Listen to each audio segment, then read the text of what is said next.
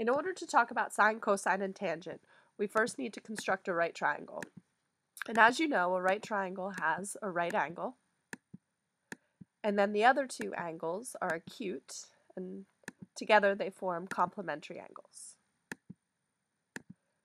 Other special things about right triangles are that we have special names for each one of the sides. The two sides that contain the right angle are called legs, and the side opposite the right angle is called the hypotenuse. And as we discuss sine, cosine, and tangent, what we are really discussing is the relationship between the lengths of each one of these sides. So let's start with looking at the lengths of the two legs. As you can see here, these are close to 45-degree angles, so the legs are close to each other in terms of measurement. This one's a little bit bigger than this guy because this angle is a little bit bigger than this one. So if we were to calculate the actual ratio of lengths of these two sides, we can see that it's almost 1, and we're looking at BA over AC, which is this guy over this guy, and it ends up being 1.06. Now, if we make this triangle a little bit smaller, you can see that the ratio stays the same even though the two side lengths change. And again, we would anticipate this because these two angles are very close to each other. It's almost an isosceles right triangle, which means that these are almost the same length, which means that the ratio is almost going to be 1. Also, if you remember back to your properties of similar triangles have the same angle measurements, and then the side lengths, corresponding side lengths, are in proportion. So here we're just being able to observe that property of similar triangles, because by making this smaller and bigger, we're just constructing triangles that are similar to each other. Now, what happens if we change the angle measurements of the triangle, meaning it's no longer similar to the original triangle? Well, you can see here the length of one leg changed and the length of the other leg stayed the same, and the ratio changed. However, if we just make a smaller version of this triangle, the ratio still remains constant. So what we're starting to see here is that the ratio of the leg lengths is related to the angle measurements in a triangle.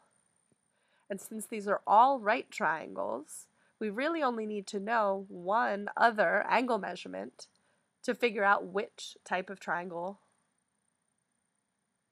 that we're talking about. Because again, these are always complementary. So if I know one angle, one acute angle, I can always figure out what the other one is.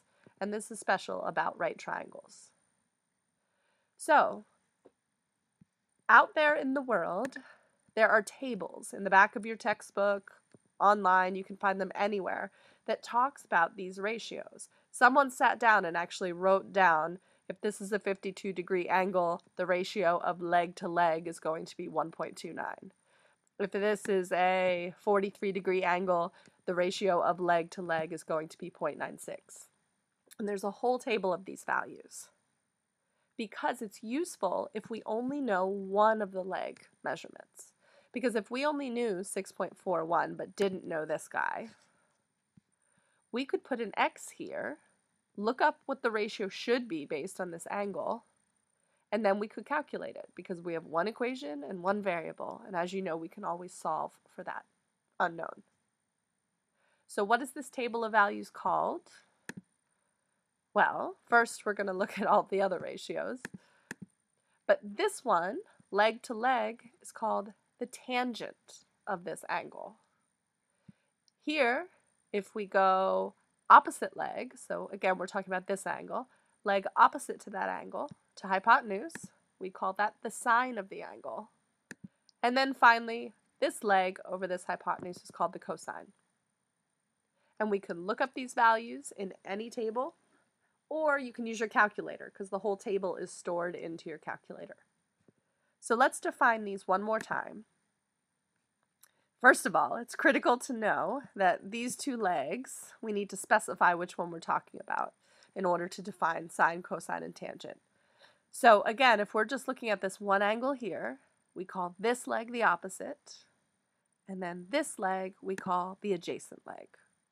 There's only one hypotenuse, so we keep it that way. And then if we look at the tangent of any angle is the ratio of the leg opposite to that angle over the adjacent. The sine is the ratio of the leg opposite that angle to the hypotenuse. And finally, cosine is the ratio of the adjacent leg to the hypotenuse.